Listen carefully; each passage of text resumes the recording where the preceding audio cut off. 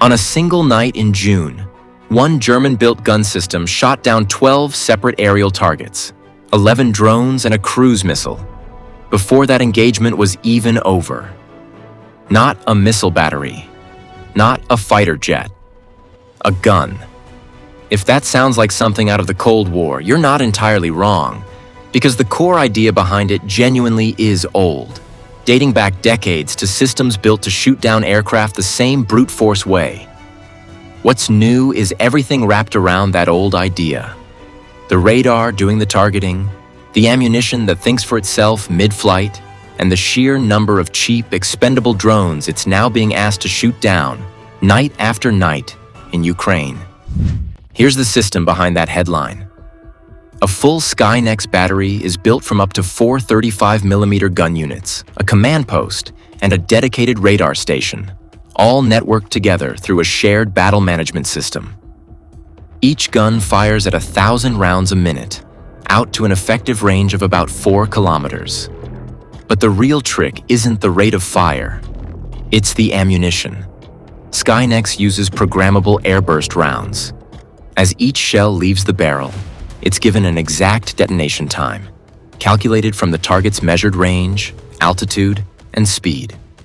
The shell doesn't need to physically strike a small, fast-moving drone. It just needs to detonate at the right instant, in the right patch of sky, and let a cloud of fragments do the rest. That's how a battery built for one job, protecting a single fixed site, ends up credited with dozens of kills over time, and occasionally 12 in a single engagement. It's worth being honest about the rest of that record too, because a single headline night doesn't tell the whole story. In April of this year, an internal Ukrainian assessment, reported by the German magazine Stern, described 2 Skynex batteries defending an industrial site experiencing multiple technical failures and missing an incoming drone entirely, despite several chances to intercept it before impact. The drone reportedly hit its target, and the failure was confirmed by 2 independent witnesses on the ground. That's one documented incident, not a verdict on the whole system, and it sits right alongside the 12-kill night and the KH-101 shootdown from the same summer. Both records are real, both happened, and neither cancels the other out. Skynex protects one fixed spot on the map. Its sibling system, Skyranger, does the same core job on the move, riding into position alongside the troops it's protecting instead of staying put.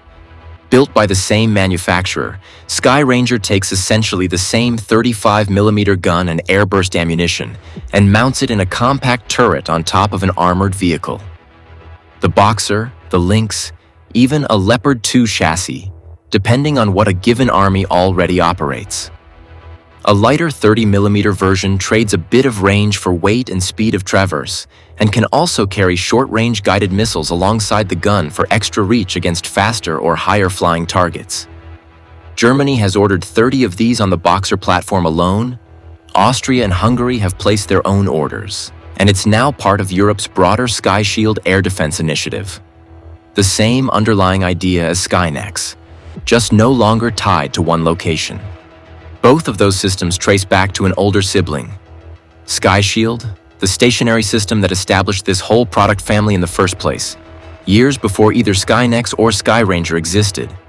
Same core idea. A 35mm revolver cannon, the same airburst ammunition philosophy, just without the mobility Skyranger later added, or the networked multi-gun battery structure Skynex was built around afterward. A related, more automated descendant called Mantis has also been ordered by the German army as a base defense system, folding several fully automated Sky Shield-derived turrets into one coordinated network. Sky Shield is really the proof of concept the rest of this entire lineup was quietly built on top of, even if it rarely gets the headlines its 2 more famous, more heavily marketed descendants do today. The American version of this idea looks completely different, because it was adapted from something built for a completely different environment. A Navy ship out at sea. Centurion C-RAM takes the Phalanx close-in weapon system, originally designed to shoot down anti-ship missiles skimming the waves, and bolts it onto a trailer for use on land instead. Instead of a slower-firing medium-caliber cannon, it uses a 6-barreled 20mm rotary gun, spinning out 4,500 rounds a minute, more than 4 times Skynex's rate of fire, though at a shorter effective range of about 2 kilometers. It was rushed into service in the mid-2000s specifically to stop rocket and mortar attacks on US bases in Iraq, and it's been standard equipment for the US, UK, Israeli, and Australian militaries ever since, protecting fixed installations the same way Skynex now protects Ukrainian infrastructure. Then there's the oldest system in this entire lineup, and arguably the one with the best comeback story. The Flak-Panzer Gepard has been around since 1976. A Cold War anti-aircraft gun built on a Leopard 1 tank chassis, carrying twin 35mm cannons that can fire a combined 1,100 rounds a minute. Germany's own military retired it years ago, replaced by newer systems, largely written off as obsolete. Then Russia's full-scale invasion of Ukraine began. Shahed drones started flying in nightly, and it turned out a decades-old radar-guided gun system was exactly what that threat called for. Refurbished Gepards were pulled out of storage and sent to Ukraine starting in 2022, and a tank designed to fight Soviet jets in the 1970s ended up finding a second career shooting down cheap drones it was never designed to counter.